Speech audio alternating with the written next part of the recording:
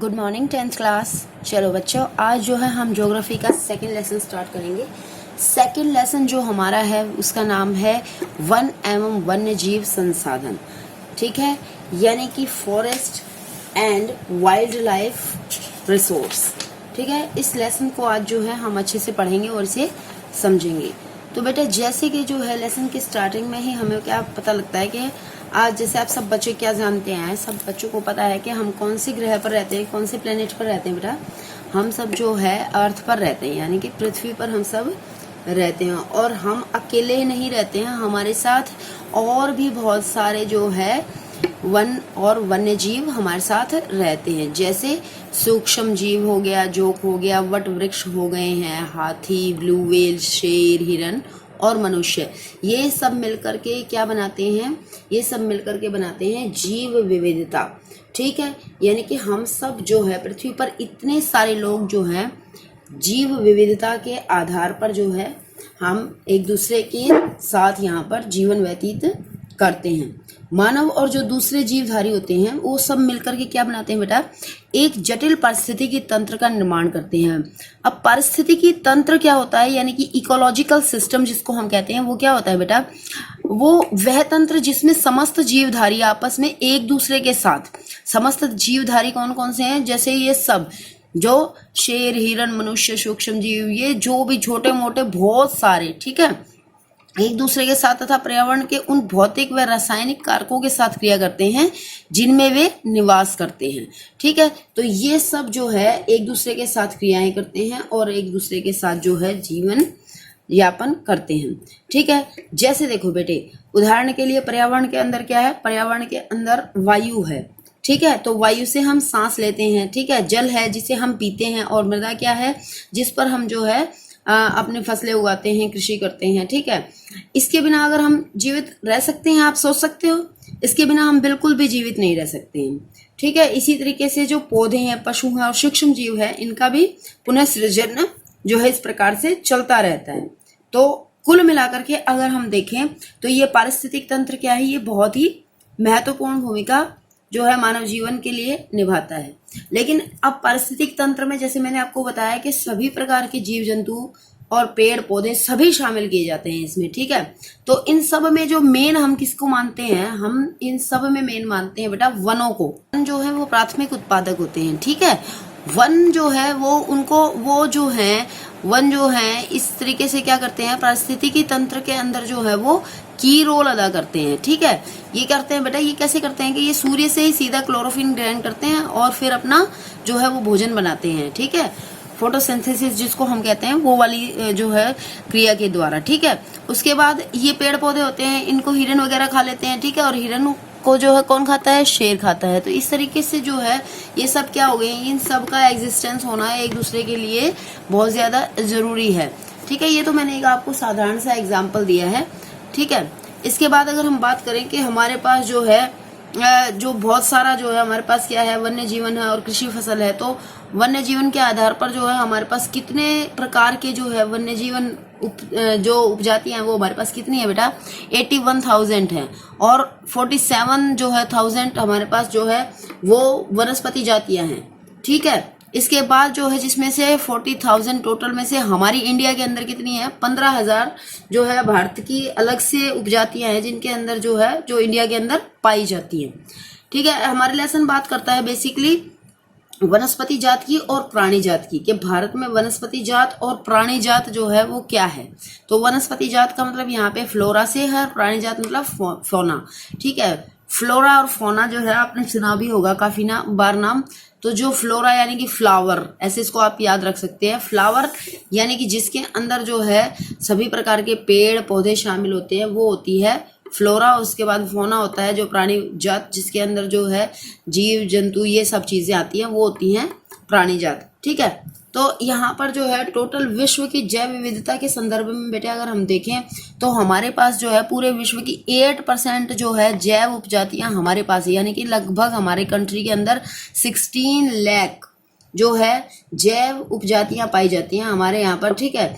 और इसके अतिरिक्त जो है अगर आप सही तरीके से समझेंगे और भी अगर सोचेंगे तो आपको ये पता लगेगा कि हमारे इंडिया के अंदर जो है ना बहुत सारे अलग अलग प्रकार के जो है यहाँ पर केवल वन ही अलग अलग प्रकार के नहीं है, बल्कि वनों के अंदर जो जीव निवास करते हैं वो भी बहुत अलग अलग प्रकार के हैं इंडिया के अंदर, ठीक है। इसके बाद हम बात करते हैं कि किस तरीके से जो है ये जो विविध वनस्पति जात और ये जो प्राणी जात है हमारे हर रोज के जीवन में इतने ज्यादा महत्वपूर्ण है, लेकिन हम इनकी फिर भी कदर नहीं करते हैं और ये धीरे धीरे क्या होते जा रहे हैं बेटा, ये धीरे धीरे जो है लुप्त होते जा रहे हैं, ठीक है। हम मानते हैं कि 10% वन्य वनस्पति जात और 20% जो है स्तनधारी जो है वो अब लुप्त होने की कगार पर पहुंच चुके हैं, ठीक है। ऐसा जो है हमारा पर्यावरणविद जो है हमारे मानते हैं कि इस तरीके से इतना जो है लुप्त हो चुके हैं। उसके बाद लुप्त का मतलब क्या होता है, मतलब समाप्त हो चुके हैं, ठीक है। उसके बाद अगर हम वनों की बात करें तो वन भी जो है वो पहले से क्या हुए हैं, वनों की प्रतिशत मात्रा भी जो है पहले से कम हुई है। देखो 1997 में जो है 19.39% भौगोलिक क्षेत्र पर वन होते थे, जिसमें से 3 प्रकार के वनों की बात कर रहे हैं हम, सघन वन, खुले वन और मैनग्रोव वन। ये अलग अलग प्रकार के कुल मिलाकर के टोटल वन इतने थे 19.39%, जबकि जो है भारत के अंदर क्या कहा गया है कि कुल लैंड का 33% क्या होना चाहिए, वन के रूप में संरक्षित रखा जाना चाहिए, ठीक है। इसके बाद अगर हम बात करते हैं कि अगर जो भारत के अंदर क्या है कि देखो आपके बुक के अंदर जो है आप जगह जगह देखोगे, वहां पर बुक में जो है जगह जगह पर क्या आप जानते हैं वो इस तरीके से बॉक्स बना रखे हैं। तो आप उन बुक के अंदर जो वो बॉक्स है आप उन सभी बॉक्स को अच्छे से रीड कर लेंगे, उनको जो है समझेंगे। तो मैं आपको बात बता रही थी कि किस तरीके से जो है ये धीरे धीरे क्या हो रहा है कि मनुष्य जो है इन सब चीजों की, वनस्पति जात की और प्राणी जात के प्रति जो है मनुष्य कोई सीरियसनेस नहीं दिखा रहा है और उसका जो है मनमाने ढंग से उनका यूज करता जा रहा है, जिसके कारण क्या हो रहा है धीरे धीरे इन चीजों की कमी हो रही है। तो इन चीजों की कमी हो रही है, कितनी हो रही है कमी, इस बात का निर्धारण करने के लिए जो है एक अलग से संघ है IUCN, ठीक है। आप चाहे इसको इंग्लिश में याद कर ले बेटा, चाहे आपको हिंदी में याद कर ले, ये बहुत इंपॉर्टेंट है, ये 1 नंबर में पेपर में आता है, ठीक है। तो 1 नंबर में ये पेपर में आता है और अगर लॉन्ग क्वेश्चन आ जाता है तो आपको वहां पर भी ये काम आ जाएगा, ठीक है बेटा। तो इसलिए जो है देखो IUCN means international union for conservation of nature and natural resources, ठीक है। या फिर आपको इसको हिंदी में कह सकते हैं अंतर्राष्ट्रीय प्राकृतिक संरक्षण और प्राकृतिक संसाधन संरक्षण संघ, ठीक है। उन्होंने क्या किया है बेटा, उन्होंने जो है इन पौधों और प्राणियों के का जो है अलग से क्या बना दिया है, एक चार्ट सा बनाया है, एक सूची तैयार की है, जिससे कि ये बताने के लिए कि कौन कौन से प्रकार के हमारे पास जो है पौधे और प्राणी जात है जिनकी क्या सिचुएशन जो है एट प्रेजेंट हो रही है। सबसे पहले देखो सामान्य जातियां यानी कि नॉर्मल जो हमारी जातियां, इसको हम आप साथ साथ में बेटा इनके इंग्लिश के भी नाम याद रखेंगे तो आपको ज्यादा आसानी रहेगी इनकी एक्सप्लेनेशन याद करने में, ठीक है। जैसे सामान्य जातियां हैं, नॉर्मल स्पीशीज है जो, उनके बारे में क्या कहते हैं कि जो जिनकी संख्या जीवित रहने के लिए सामान्य मानी जाती है। जैसे बेटा ये जैसे पशु है, साल, चीड़, ये जो आप देख रहे हैं आसपास जितना भी जो आप देखते हैं जो इजीली अवेलेबल है वो सारी जातियां, ठीक है। उसके बाद दूसरी है संकटग्रस्त यानी कि एंडेंजर्ड। संकटग्रस्त का मतलब क्या है, जिनके लुप्त होने का खतरा है, ठीक है। जिन विषम परिस्थितियों के कारण इनकी संख्या कम हुई है, यदि वे जारी रही तो क्या होगा कि धीरे धीरे क्या हो जाएंगी, तो जो ये जातियां हैं इनका जीवित रहना क्या हो जाएगा, मुश्किल हो जाएगा बेटा, ठीक है। जैसे काला हिरण है, मगरमच्छ है, जंगली गधा है, गैंडा है, शेर पूंछ वाला बंदर, इस तरीके के जो हैं बहुत सारे जानवर हैं। अगर उनके लिए विषम परिस्थितियों का मतलब ये होता है कि जिन परिस्थितियों से उन्हें खतरा है और वही कंटिन्यूसली चलती रहे, ठीक है। तो चाहे वो पर्यावरण से संबंधित हो सकती हैं, चाहे वो मानव क्रियाएं हो सकती हैं, चाहे वो शिकार, आखेटक या फिर कुछ भी जो है इस तरीके का प्रोग्राम जिनसे इस तरीके का जो है परिस्थितियां जिनसे जो है उनके लुप्त होने का खतरा हो, तो वो एंडेंजर्ड स्पीसीज में आएगा। आपको हर स्पीसीज के साथ जो है कम से कम 3 2 4 जैसे भी आपको याद होते हैं, कम से कम 3 एग्जाम्पल्स तो आप याद करेंगे ही करेंगे, ठीक है। उसके बाद सुभेद्य यानी कि वल्नरेबल जो जातियां हैं वे कौन सी होती हैं बेटा, जिनकी संख्या अब क्या हो रही है, जिनकी संख्या धीरे धीरे घट रही है। यदि इनकी संख्या पर विपरीत प्रभाव डालने वाली परिस्थितियां नहीं बदली जाती हैं और तो इनकी संख्या ऐसे ही घटती रहती है तो ये संकटग्रस्त जातियों को श्रेणी में शामिल हो जाएंगी। जैसे अभी तो ये संकटग्रस्त में नहीं है, ठीक है, लेकिन अगर इनका ध्यान नहीं रखा गया तो ये कहाँ चली जाएंगी, सेकंड क्लास के अंदर शिफ्ट हो जाएंगे, यानी कि संकटग्रस्त के अंदर ये शिफ्ट हो सकती हैं अगर हमने इनका लिए जो है इनका ध्यान नहीं रखा तो, ठीक है। जैसे नीली भेड़ है, एशियाई हाथी है, गंगा नदी की डॉल्फिन इत्यादि इस प्रकार की जातियों के आपके पास एग्जाम्पल हैं। उसके बाद दुर्लभ जातियां, दुर्लभ का मतलब तो आपको समझ में आ गया कि इन जातियों की संख्या रेयर यानी कि जो बिल्कुल कम है, ठीक है, कि इन जातियों की संख्या पहले से ही बहुत कम है या और मतलब सुभेद्य है। ये सुभेद्य का मतलब क्या है कि ये भी ऐसी है कि अगर इनका भी ध्यान नहीं रखा गया तो इनकी अभी संख्या धीरे धीरे घट रही है, तो ये जो है ये भी खतरे में पड़ सकती हैं, ठीक है। इसके बाद जो है स्थानिक जातियां, स्थानिक का मतलब क्या होता है बेटे कि जो भी विशेष स्थान जहां पर है, ठीक है, जहां पर एंडेमिक यानी कि जो विशेष स्थान की कोई जो है विशेष जो है जीव जंतु है, पेड़ पौधे हैं, तो उनको बचा के रखना बहुत ज्यादा जरूरी है। इन जातियों की संख्या बहुत कम ये जो है हो जाएगी अगर जो है उन पर्टिकुलर भौगोलिक सीमाओं के अंदर जो है अगर उनका ध्यान नहीं रखा गया तो, ठीक है। जैसे स्थानिक का मतलब स्थान से जुड़ा हुआ है, पर्टिकुलर स्थान की बात कही गई है यहाँ पर। जैसे अंडमानी टील, निकोबारी कबूतर, अंडमानी जंगली सुअर, अरुणाचल प्रदेश के मिथुन इन जातियों के उदाहरण हैं, ठीक है। इसके बाद लुप्त जातियां कौन सी हैं बेटा, लुप्त जातियां लास्ट में एक्सटिंक्ट हो रही है। जो एक्सटिंक्ट का मतलब क्या है कि इनके रहने के आवासों पर जब देखने गए, खोजने गए तो ये वहां पर नहीं मिले हैं, समझ गए। इसका मतलब क्या हो गया कि ये पूरी तरह से लुप्त हो गए हैं, एक्सटिंक्ट हो गए, खत्म हो गए हैं, ठीक है। तो ये इस तरीके से जो है ICUN के द्वारा जो है ये सारा एक अलग से चार्ट तैयार किया गया है और उन जानवरों को जो है फाइंड आउट किया गया है उनको कि भाई कौन कौन सी ऐसी जातियां हैं जो इसके अंतर्गत आती हैं, ठीक है।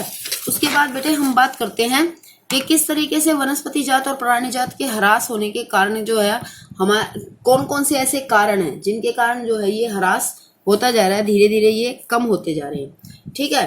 तो सबसे पहले जो है हम इसी में जो है एक बार और बात कर लेते हैं इसी के अंतर्गत एशियाई चीते की। तो एशियाई चीता भी है, जो एशियाई चीता पहले काफी होता था लेकिन अब एशियाई चीता जो है वो धीरे धीरे लुप्त होते जा रहे हैं, ठीक है। और 1952 में बेटा उनको क्या घोषित कर दिया था, उनको लुप्त घोषित कर दिया गया था एशियाई चीते को 1952 में, ठीक है। उसके बाद देखो कि ये अगर जो है ऐसी कौन कौन सी प्रतिकूल परिस्थितियां हैं जिनसे वनस्पति जात और प्राणी जात को भयानक खतरा है, भयानक जिनसे ह्रास जिनका हुआ है। तो देखो सबसे पहले अगर हम बात कर रहे हैं कारण की कि किस कारण जो है डिप्लेशन हुआ है, किस कारण जो है ये जो वनस्पति जात फ्लोरा और फौना जो है हमारी खतरे में आई है, डिप्लेशन हुआ है इनका। तो उसका पहला कारण क्या है कि जब जो है हम क्या होते थे बेटा, जब हम ब्रिटिशर्स के गुलाम होते थे उस दौरान जो है ब्रिटिशर्स ने क्या किया था, रेल लाइनों का निर्माण किया था। जैसे आपने 8th क्लास में पढ़ा है कि रेल लाइनों का निर्माण करने में उन्होंने बहुत ही ज्यादा जो है मात्रा में शुरुआत में क्या होता था कि मजबूत लकड़ी का प्रयोग किया जाता था रेल लाइन की पटरियां बनाने में, ठीक है। तो उस समय बहुत पेड़ों को काटा गया। दूसरा जो है स्वतंत्रता के पश्चात क्या किया गया बेटा कि हमने जो है स्वतंत्रता के पश्चात क्या किया है कि कृषि का फैलाव करने के लिए क्योंकि हमारे जो है ऐसा था कि वन तो हमारे पास बहुत थे लेकिन हमारे पास कृषि योग्य भूमि हमको तैयार करने के लिए जो है वनों को काटना पड़ा और इसलिए जो है उस समय भी क्या हुआ, वनों की कटाई की और ऐसा जो है कृषि के लिए किया हमने।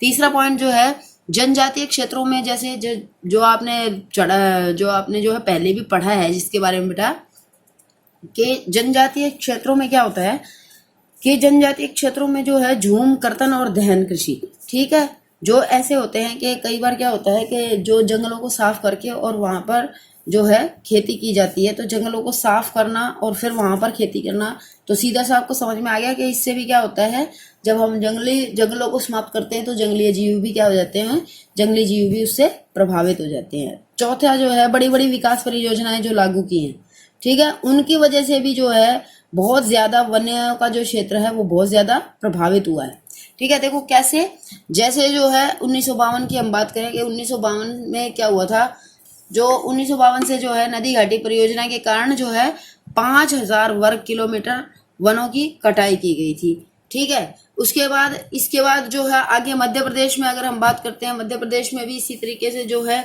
वहां पर भी जो है नर्मदा सागर परियोजना को पूरा करने के लिए 4 लाख हेक्टेयर जो वन था, जो वन क्षेत्र था, वो क्या हो गया था, जलमग्न हो गया था, यानी कि वो क्षेत्र भी खराब हो गया, 4 लाख हेक्टेयर। ठीक है। उसके बाद अगर हम बात करते हैं अगला पॉइंट के, बहुत ज्यादा खनन कार्य करते हैं तो उससे भी क्या हो जाता है बेटे, उससे भी जो है ये जो वन क्षेत्र है वो खराब हो जाता है। जैसे जो बहुत ज्यादा कार्य कहाँ पर, वेस्ट बंगाल के अंदर जो है डोलामाइट की खानें हैं, तो उन डोलामाइट की खानों में से जो है डोलामाइट निकालने के लिए खनन कार्य लगातार करते रहते हैं, तो जिसकी वजह से क्या हो गया है कि वहां पर जो टाइगर रिजर्व था वो पूरी तरह से डिस्टर्ब हो गया है। ठीक है। उसके बाद ये एक और छोटा सा रीजन बताया गया है कि इससे भी जो है वनस्पति जात और प्राणी जात को जो है उनका डिप्लेशन हो रहा है, कि भाई ये पशुचारण और ईंधन के लिए कटाई करते रहते हैं जो वनों की, तो उससे भी होता है। लेकिन जो हमारे बड़े बड़े जो मतलब पर्यावरणविद कह सकते हैं आप, तो उनका ये कहना है कि नहीं, ये जो है ईंधन के लिए कटाई जो है इतना बड़ा रीजन नहीं है जिससे कि वनों का जो है पूरी तरह से वन खत्म हो जाए, क्योंकि कटाई के लिए जो है टहनियां वगैरह काटी जाती है, जो पेड़ों को जड़ों से नहीं काटा जाता है। ठीक है, ये कहा गया है। तो उसके बाद आगे देखो बेटा, आगे क्या कहते हैं कि वन अधिकारी और पर्यावरणविद जो है वो क्या कहते हैं, वो कहते हैं कि वन क्या होते हैं, वन सबसे मूल्यवान और जो है सबसे आवश्यक हैं। तो वनों को बचाए रखना जो है बहुत ज्यादा जरूरी है। अगर वनों को बचाए रखेंगे तभी जो है हम औद्योगिक शहरी अर्थव्यवस्था को जो है तेजी से विकसित कर पाएंगे, और इसके लिए ये बहुत ज्यादा जरूरी है कि इनको इस तरीके से जो है प्रयोग किया जाए कि ये संरक्षित रहे। ठीक है। तो इसका संरक्षण करने के लिए क्या किया गया है वो मैं आपको बाद में बताऊंगी कि जो है वनों के संरक्षण के लिए क्या नीति अपनाई गई है। पहले आप एक जो है आपका ये वेरी इंपॉर्टेंट है, ये आप समझ लीजिए, हिमालयन यव। ये आपका जो है 2 नंबर में क्वेश्चन आया हुआ है। ठीक है। हिमालयन यव क्या होता है, हिमालयन यव जो है ये आपको पता होना चाहिए। पहली बात तो हिमालयन यव ये कोई जो है जानवर नहीं है, ये एक औषधीय पौधा है। ठीक है, ये एक औषधीय पौधा है। ठीक है, जो कहाँ पर पाया जाता है, हिमाचल प्रदेश और अरुणाचल प्रदेश में पाया जाता है। इसके बाद क्या होता है बेटा, इस पेड़ की जो छाल होती है, पत्तियां होती हैं, टहनियां होती हैं और स्पेशली जड़, इन सब से जो है एक रासायनिक पदार्थ निकाला जाता है जिसको कहते हैं टक्सोल। ठीक है। और टक्सोल किस काम आता है, टक्सोल जो है कैंसर की दवाई बनाने में काम में लिया जाता है, प्रयोग किया जाता है। ठीक है। तो इससे जो है कैंसर की दवाई बनाने के लिए जो है इसको यूज करते हैं टक्सोल को। तो इस दवाई को बनाने के लिए जो है ये कहा जा रहा है कि पिछले 10 वर्षों में जो है सबसे ज्यादा जो है हिमालयन यव पेड़ों से जो है ये टक्सोल निकाला गया है, जिसकी वजह से क्या हो गया है कि ये सब पेड़ अब सूख गए हैं बिल्कुल। समझ गए। तो इन पेड़ों का क्या हो रहा है, ये पेड़ भी धीरे धीरे कहाँ पर पहुंच रहे हैं, ये भी जो है कहीं ये खत्म ना हो जाए, ये संकटग्रस्त स्थिति में पहुंच चुके हैं।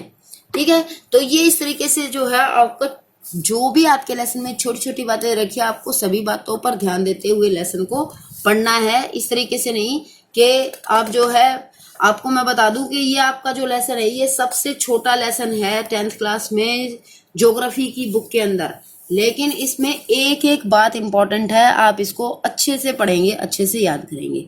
ठीक है। Thank you all of you, thank you.